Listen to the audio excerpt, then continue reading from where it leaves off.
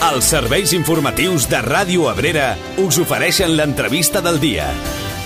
Bona tarda, són les 2, us parla Anabel Gómez. Avui a les 5 de la tarda al Casal d'Avis d'Abrera tindrà lloc una xerrada sobre alimentació saludable per a la gent gran. Anirà a càrrec de Rosa Maria Espinosa, que és responsable tècnica de Menjassar. Avui precisament ens acompanya a l'entrevista del dia. Bona tarda. Hola, bona tarda. Bé, doncs, exactament quin és l'objectiu de la xerrada d'aquesta tarda? Doncs transmetre hàbits saludables de cara sobretot a l'alimentació, però també sempre reforçant i parlant també de la importància de fer activitat física i també entendre que, tot i que va destinat a gent gran, en realitat és un tema que ens ha de preocupar durant tota la vida, perquè com arribarem quan siguem grans també depèn en gran mesura no només de la genètica, sinó també de com ho haguem fet durant les etapes anteriors. En aquest sentit, una mica quins seran els continguts que s'explicaran? Doncs mira, parlarà sobre què és l'alimentació, què és la nutrició, per veure quina és la diferència, què són els nutrients i quins són els nutrients que ens aporten els diferents aliments, des de la base de la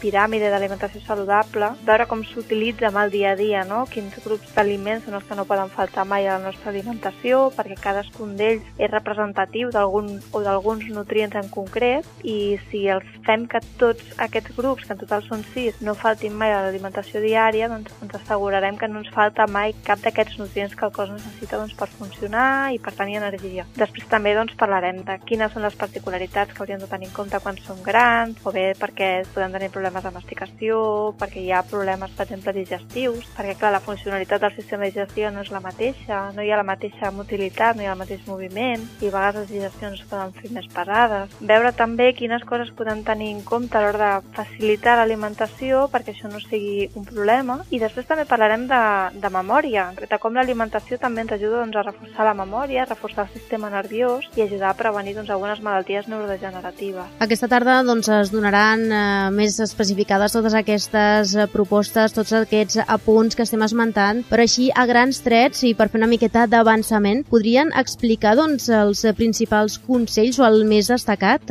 sobretot pel que fa al tema de la gent gran, tot i que dèiem que és un tema que ens afecta a tots. Sí, és bastant genèric, però el més important és menjar 5 cops al dia, entre 5 i 6 cops al dia, perquè la idea és fer petits àpats de forma freqüent, perquè d'aquesta manera aconseguim controlar la gana, no tenir ansietat, d'aquesta manera aconseguim mantenir el pes saludable i a més també ens permet anar obtenint energia de forma progressiva i així trobar-nos bé durant tot el dia i facilitar sobretot les digestions, que seria un problema més específic de la gent gran en principi, però que ens pot passar a qualsevol edat que tinguem algun problema digestiu i necessitem millorar les digestions. Una manera és, en lloc de fer grans àpats, fer àpats petits més freqüents. I després, sobretot, procurar que amb aquesta alimentació diària no ens falti cap dels grups que comentava abans, que no els he mencionat, però són 6 grups en total, i són el grup dels farinàcees i les fècules per una banda, el grup de les fruites, el grup de les verdures, el grup dels làctics, el grup dels greixos, que per nosaltres sobretot és l'oli d'oliva, són mediterranis, i també els fruits secs, i per últim el grup dels proteics,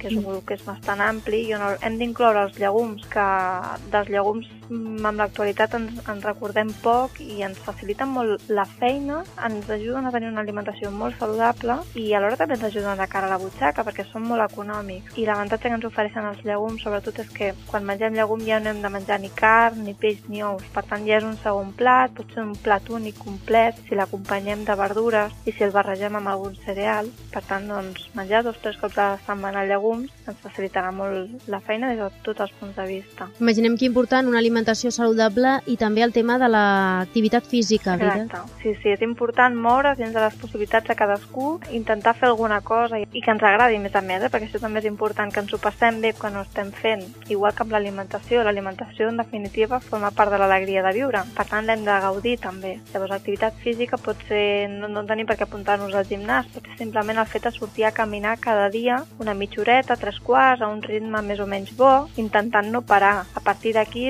pot ser anar a ballar, pot ser fer aiguagim, pot ser fer ioga, fer pilates, qualsevol activitat que ens pugui agradar, que ens obligui també a sortir i que ens obligui a moure'ns, per no rovellar-nos en definitiva. Doncs recordem, serà aquesta tarda a les 5 de la tarda al Casal d'Avis d'Abrera, aquesta xerrada sobre alimentació saludable, que com deien anirà a càrrec de Rosa Maria Espinosa, que avui ens ha acompanyat a l'entrevista del dia. Moltíssimes gràcies. Moltes gràcies a vosaltres, un plaer.